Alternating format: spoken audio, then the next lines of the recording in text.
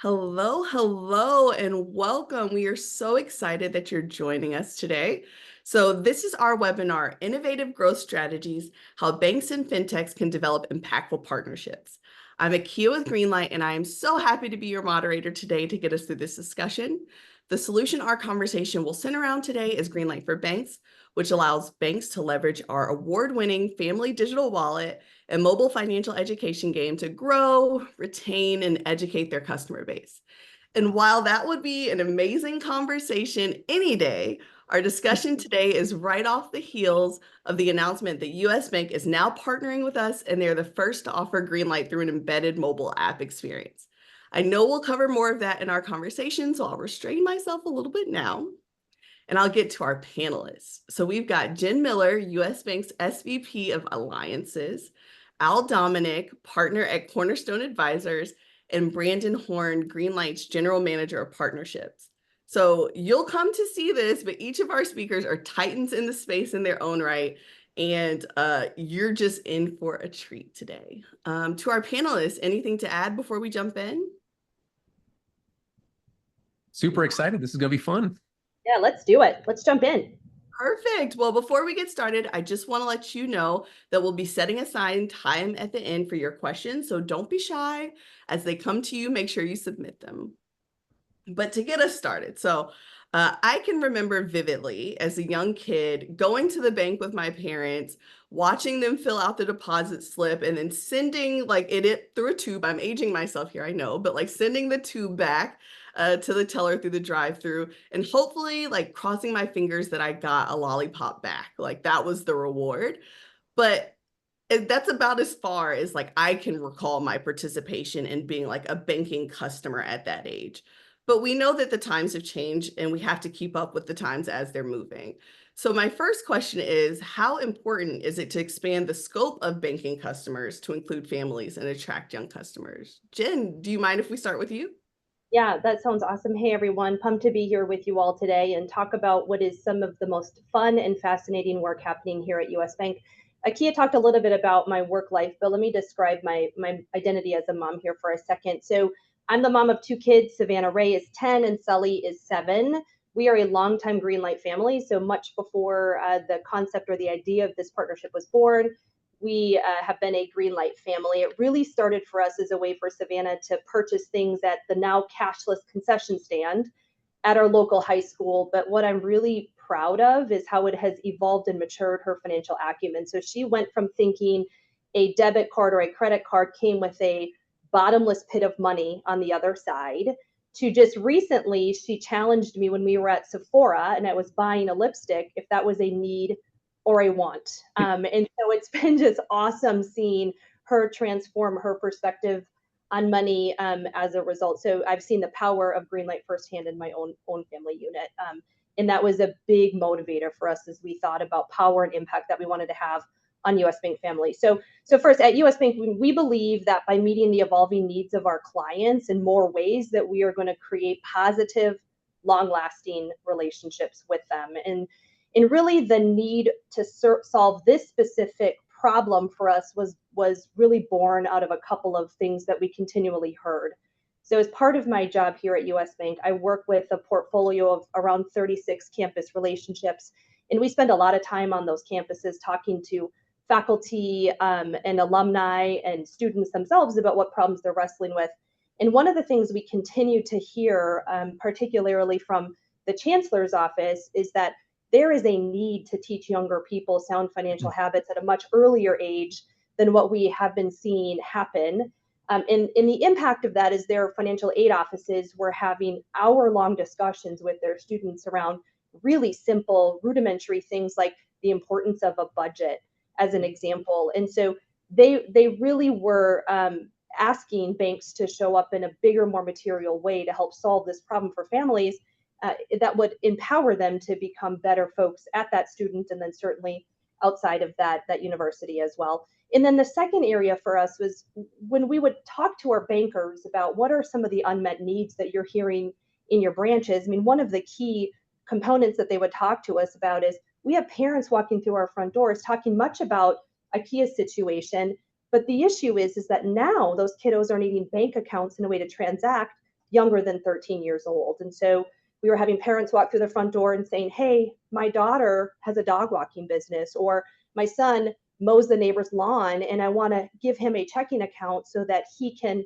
see the impact of that work on his bank account. And unfortunately, most large banks don't have the ability to do that until the kiddo is 13 years old. So for us, it was really, now is the time to solve this need in a way that helped our customers and the families, but also created a pipeline of future customers for US Bank. You know, you two ladies are putting a smile on my face, because as a parent of two children who are just a little bit older than yours, I'm kind of walking down memory lane.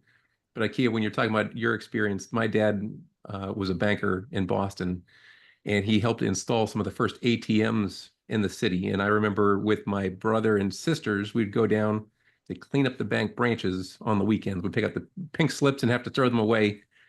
I don't know that I ever got paid an allowance for that. I was just told I'm going to go clean up the branch. So I kind of wish Greenlight was around when I was a kid, because I could have said, Dad, you know, you could just put some in my Greenlight. But I jumped to where I have a 15-year-old and a 12-year-old, and we just went up to Boston this past weekend for the Celtics parade. And I'm just laughing because Greenlight's become part of the vocabulary in our household.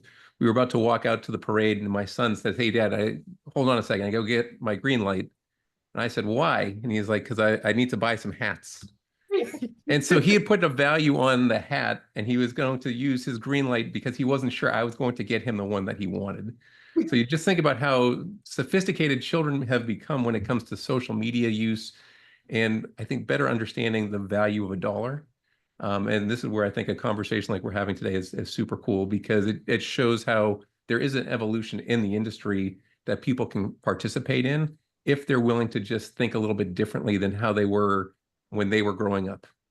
Oh, absolutely. All right. Well, so you've already kind of touched on it. So all four of us have kids, and being a parent is a juggling act, but we also know that that doesn't stop at home. And I know I've got work initiatives that I have to focus on, but like that extends to financial institutions. And some of the really hard work is prioritizing kind of when you should do something, when you should attract the next generation, and just balancing those initiatives. So why should it be a top priority for some of these financial institutions and banks to kind of prioritize the younger generation now? Al, I'll let you kick us off. It's interesting. You could look at this from a few different, points of view. Like, people always want to be top of wallet. So if you're able to start to create some loyalty in a family dynamic, that might be one reason. But I don't know, as I'm listening to Jen and I'm thinking about US Bank, I want to take us down a slightly different path, which was when Richard Davis was the CEO, he would talk about the types of people that he wanted to surround himself with. And having run a company, it always stood out to me as a model that I wanted to follow. He wanted people who had intelligence, they had empathy, but they also were curious. So his equation was IQ plus EQ plus CQ. And that curiosity quotient, I think, applies to what we're talking about today, because you could make a case, oh, children aren't going to be profitable. It's playing a long game. We need to deal with quarterly pressures. We have investors and shareholders that want immediate results. But if you can start to think about the reputation of an organization, especially in a digital world where trust has been really tossed in a blender and changes, and you can show that you're doing something for the right reasons, and your team is showing some curiosity around what newer technologies afford an organization from a business standpoint. Like, I think that's where you start the conversation. Maybe you don't end it there. And I know Jen's team has done some pretty awesome things. But again, if you want to start down a different path, I think you have to ask yourselves, why do we do the things that we do? And are we being curious around opportunities that maybe we didn't know existed just a few years ago? Yeah, and I would just add to, oh, sorry, Brandon, go ahead. No, please. I was going to add something to your curiosity and authenticity, right? To kind of who you are as a brand. I think US Bank has really kind of hit that. But in a past life, I did some research, and we were asking young adults about their relationship with their financial institutions, and what they were saying is it felt very inauthentic. I turned 18, and immediately it's go get a credit card. And they almost forgot the fact that, like, yeah, there was a checking account and a youth savings account and those things when they were younger, because the way they operate with technology and with brands is just inundated on a day-to-day basis. And they're learning to decipher authenticity of these brands. I've similar young child, right? And so we constantly talk about, like, well, are they actually telling you the right things, or are they trying to sell you something? Like, what are the motivations behind this thing that you're seeing on the commercial or whatever the case may be? And I think having that opportunity to offer one, something that's like practical and valuable, but also something that's like really kind of near and dear, not only to parents, but those child's kind of hearts and use case. So when they do think of, oh, I'm 18 and I need my first college checking account or whatever the case is, I need my first auto loan. This institution who's brought me solutions throughout kind of my life is the institution that I trust to be authentic to like what I need, not just selling me more product. Yeah. Yeah, I totally agree. I just want to make one more comment on that, because I think the challenge, and most of my peer banks can probably relate to this, winning relationships with the young customer is so challenged. It's really, really difficult. I think a recent study I saw, 50% of Gen Zers believe their bank account is actually a P2P provider, like a Cash App or a Venmo. And so winning those relationships is really challenging. But it starts with trust. We know that with that generation in particular, they want to do business with organizations that they really align with as a person. And so pouring into them in that way, we believe, will help to create the future generation of US Bank customers. And Jen, as you're talking about that, let me take this down from the size institution that you are down to more like the regional and community banks. I spent a lot of time with bank boards, and that concept of trust is a regular discussion starter. Because, again, in a digital world, the idea of trust has shifted. Sometimes it's very public. Sometimes it's meant to be anonymous. And I think we sometimes bring our own bias to what trust means. At 47 years old, I remember sitting across the table from somebody to negotiate a contract. I had opaque information when it came to, am I getting the right price? How am I going to fund things? Now people have the instant gratification of their cell phone. That lets them feel like a more sophisticated and educated consumer. But trust is really, I think, the bedrock of what institutions are looking to develop. And so when you think about Greenlight as an example of a company that is helping to move the concept forward, I think that's where it gets pretty interesting for banks of all sizes, right? Because customer acquisition, customer retention, you don't want to see the churn of what you've invested in. And I think there is some real opportunities for banks of all sizes to say, are we helping to create better informed, more financially literate, members of our community? Because at the end of the day, that's what banks really should be doing, is, helping move the great country that we're all a part of forward. Yeah, I think that's the perfect kind of way to like set up this next question I have for Jen. It's just like, we've talked about customer acquisition, we've talked about building loyalty, educating customers, but Jen, what for US Bank was like, okay, now we've talked about it, we've thought about it, we've prioritized, we have our list, but what about it was like, okay, we've got to get the ball rolling on this? So we've been doing a lot of work on how do we attract a younger customer base, and how do we become the choice for people when they're ready for their next financial solution, whether that's a checking account or a credit card or a mortgage.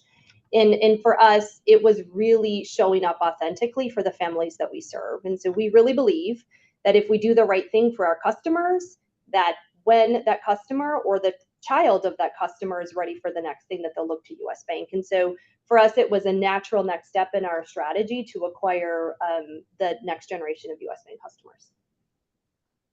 Perfect. And so to keep this going, so I am somebody who considers myself very much I can do or make that myself. I've got a Cricut machine. I've got all the tools. I can do it. And I sometimes have a hard time knowing like when to say when. Like IKEA, we don't need to invest the time that it takes for you to do this craft or this whatever. And so financial institutions also have the same thing, right? They're measuring their list of priorities with the effort that it's going to take. Can we get that done now? Is that something that has to wait until we have the staff or the resources to make it happen? So I guess my next question, and Jen, we can go to you, but Al and Brandon, you can jump in as well. But like, what factors should a financial institution have in consideration when they're evaluating like the build versus buy decision when exploring something new like this?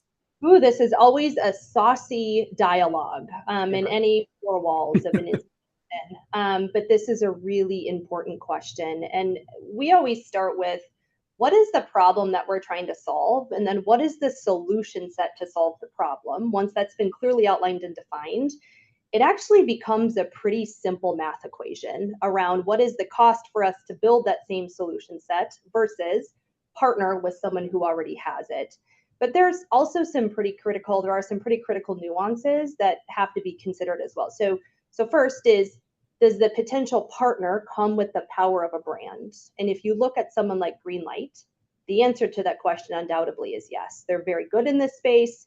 Greenlight is the expert. They're an industry leader. And so there's a ton of power in partnering with the brand of someone who is very, very good in a particular space.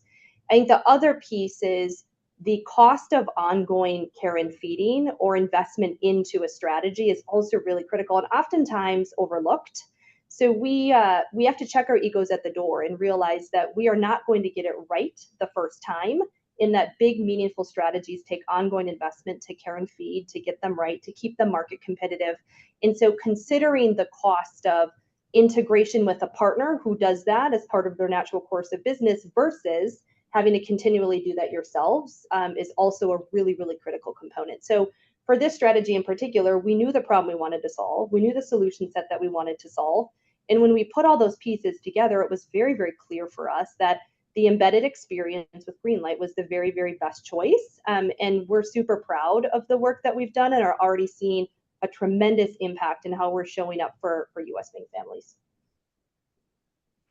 Nice. You know, Wow. as you're talking, I think it's so fascinating just to consider how you approach this, because that build by, partner debate has been going on for how many years now? I mean, if you think back to the original like PFM providers, like a Gizio or when Malazai was still doing its thing, there was the whole idea: could you as a bank build this on your own? Should you? Do you want to?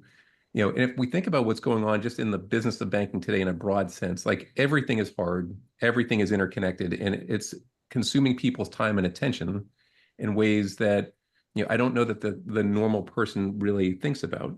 So in one hand, you've got, if from a leadership standpoint, you've got to run your business and you have to protect it. But in the corner of your mind, you're thinking like, how do I grow and differentiate? Like, how do I stay relevant to my customer base? That creates a tension because you've got a team that's being asked to protect something, and then you have another group that's saying we've got to change something. And so within that construct is the tech, opportunities. And as things mature, you realize you might want to try something, but it doesn't necessarily fit into your strategy, or somebody's investing a lot more time, effort, and can bring the resources to do it better. And so, I think that for like the vast majority of banks, they just don't have a DevOps shop that can really create an experience that would be commensurate with what people expect. And it's not to look at how banks perform, it's how Amazon delivers, it's how Apple, does things. If you can't be at that level, then looking at a partnership becomes far more important. But of course, then you open up the door to, risk concerns, reputational challenges, time, how fast can you get things done? I mean, it becomes like a really interesting puzzle, which, Jen, to your point, we could take this in so many different ways. But again, hearing how US Bank does it, I think is really cool. I also just put the caveat that most banks don't have the resources that a US Bank, a JP Morgan, a Wells Fargo has to dedicate, which is how I think a lot of institutions, might want to consider the partner and almost outsourcing of some of the creativity without losing their own identity. Yeah, Brandon, I would love to hear your thoughts on that, for sure. Yeah, I was going to jump in on something. Al mentioned Apple, and I think it was really unique because they just made an announcement, right, that they're sunsetting their own BNPL product and they're partnering. And if Apple is making the decision in certain cases to partner when certainly they've got the cash flow to build anything that they want, I think what it really speaks to in some regard is focus. And I tell people this all the time when they're like, oh, should we buy this? Should we build it, et cetera? I'm like, you probably could build some version of this. Should you is a very different thing, because we've got an entire organization that wakes up and sleeps, breathes, eats this every single day in terms of the parent to child relationship and the nuances of that. And when it comes to then applying that to a partnership, aside from the technology and things like that, what we're really bringing is some hard-earned lessons learned working with parents and kids. And it's like, here's a seemingly simple one that people wouldn't think about, but allowances. Parents are passionate about how an allowance should work, whether or not it should be tied to chores. Should it not be tied to chores? Should I tie it to grades? Is it more of like a salary that a kid gets? Do they have to allocate part of it towards giving, or is that not something that we believe in the household? There's so many nuances that we had to build through kind of hard lessons learned with our families that you get the benefit of because we've lived it. And oh, by the way, as Jen mentioned, as we continue to evolve and gain more lessons learned from the 6.5 million parents and kids that use the product, we're pumping that back into these partnerships to make sure that we're helping solidify these experiences and the relationships between our partners and their families. And Brandon, as you say that, it's a good reminder that what you define as success may not be what I define as success. And I think you again bring it into the business. There's so many ways that you can differentiate your bottom line. This could be a great idea for one organization and maybe a terrible fit for another. So having the conviction to know what you don't want to be, again, is a great reminder as you are all talking, because there's some really cool things going on, but that doesn't mean you have to embrace every cool thing. Yeah, and I think, we're reaching the end, which is crazy because this has been like the fastest 20 minutes of my life. I'm enjoying this conversation so much. But Jen, from your perspective, kind of piggybacking on Al just now, speaking to like, what is success? Like, how do I define for myself what success looks like? I would love your perspective on what a successful technology partnership looks like. Yeah, I think, first and foremost, and Brandon gets tired of me saying this, but we like to work with organizations that have alignment in purpose and mission. So we are a conservative Midwest bank, and we like to do business with folks that have alignment in the, our outcomes and what we are setting out to achieve. And so we really focus on bringing partners in that want to do business the way that we want to do business, which is long-term investment in each other to achieve outcomes that we jointly set. And that's really critical for us. I think, the other piece is you have to respect each other's strengths. And so whenever we bring our technology team into the conversations, and in the very early days of Greenlight, there was a lot of internal US Bank discussion around, y'all just check your egos at the door. These folks are the experts in this space. And so let's lean on them to tell us what are the best ways to integrate these experiences into our front door. And then similar conversations with our marketing partners. They have spent millions of dollars. Greenlight has spent millions of dollars focusing on marketing and driving conversion and response rates. And so let's learn from them. And I think, Brandon, not to put words in your mouth, but I think Greenlight has also learned a few things from US Bank. And so the very, very best partners are the ones that come together, learn from each other, but then make sure we harness the strengths of each respective organization. I mean, the humility piece, I think that's just massively important. You can be curious, you can be ambitious, you can be all the different, adjectives that go with success. But if you don't bring some self-awareness that there's other people that you can learn from and that you should be delighted to spend time with, because you can go a lot faster together or a lot further together than you can if you want to go on your own. So I would just say, if I circled one word, it's what Jen just said, it's humility. That's key. And Brandon, I think you were about to add something as well. Yeah, it's very similar. It's transparency. And I've had good partnerships, I've had bad partnerships, and I've had everywhere in between. And the best ones, there's a level of trust and transparency that I can share information with you that you could potentially use against me, right? Like whether that is, whether that's existing customer information that can help Greenlight provide US Bank with recommendations on how to best target this thing, or whether it's Greenlight providing information about our compliance framework to make sure that there aren't any holes that, US Bank might need to be filled, et cetera. There are these things that could create, a whole unraveling of a ball of yarn, but through sharing them in a safe space where the goal is to drive common outcomes, wildly successful, because instead you're trying to decide what's someone's ulterior motive. And my experience has been in most partnerships, there aren't ulterior motives. There's access to partial information that caused people to think that.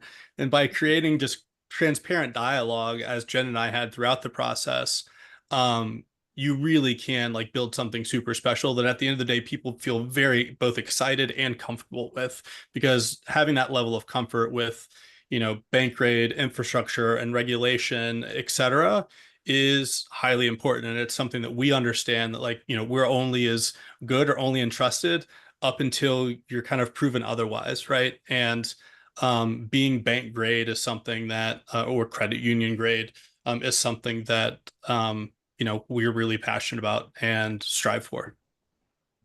Perfect. And so, like I said, time is flying. We've got time for a question or two, and I want to make sure that we get them in because we're getting some good ones. But the first one is for you, Jen, and it's talking about how, like, this is exciting now, right? We've seen the LinkedIn post and people coming at their banks like, "Hey, why aren't you offering this yet?"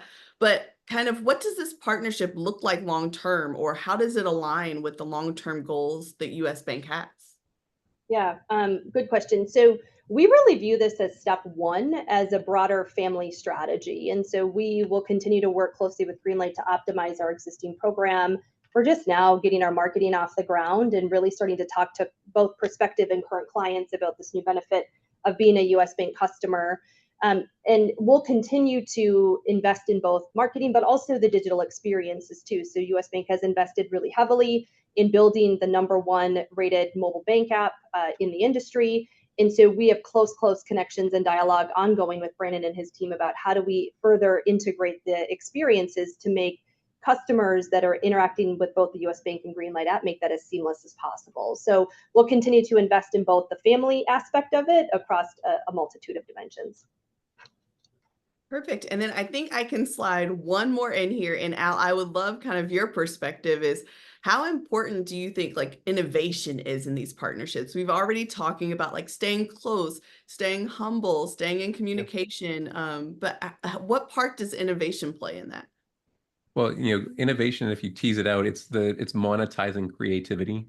So it's one thing to have an idea. It's another thing to see that there's a business behind it. And so, you know, we're all in businesses that have to continue to grow. We're in a capitalistic society that prizes, you know, iterations and enhancements to what we're already doing. And so if we just wait for things to happen, we're just going to get left behind. And so I think it's the ability to look at this from a business standpoint and realize there are business outcomes tied to the investments that are being made. So it's not just a feel-good, you know, check the box activity, but there is long-term financial upside along with near-term reputational gain. That's where I find innovation is a really well-used word. Yeah, and I'll just jump in on that because I totally agree. And I think back to the very early days when we were dreaming up of what this partnership could be. And it was very much rooted in we want to solve a new problem for US Bank customers, but the business case is really sound. It's a terrific business case. As you think about both near and long-term impact, those two pieces coming together is what enabled us to move now and move really quickly.